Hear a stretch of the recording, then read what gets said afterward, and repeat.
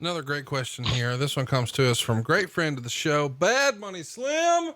And he wants to know if you have a funny Tony Schiavone story that you can share with us. Of course, this is a great time to tell that story because this Thursday, believe it or not, just 2 days from now, it's Tony's birthday.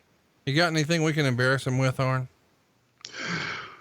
Well, I guess the most, it's probably not going to make him look bad, but it's going to make me look bad.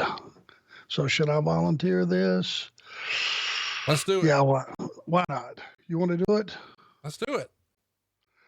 Okay. Everybody's heard the stories about Chicago.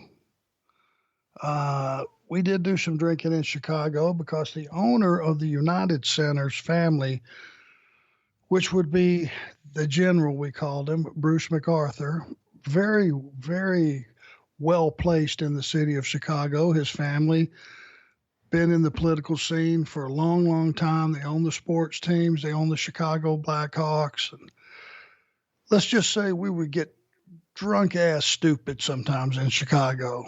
Well, Tony Schiavone had the bright idea, and I still hold him responsible for this, for having me taken to a hotel, but not particularly the hotel where everybody else was staying, apparently, because when I woke up the next morning, completely disheveled, and started calling around trying to find some of my compadres and figure out how we were going to get to the arena and when we were going to the arena, nobody was checked in there. Nobody could tell me a thing. So I'm still to this day feel like Tony Schiavone might have taken me not to where everyone else was staying, but taken me to another hotel on a rib. He won't admit it.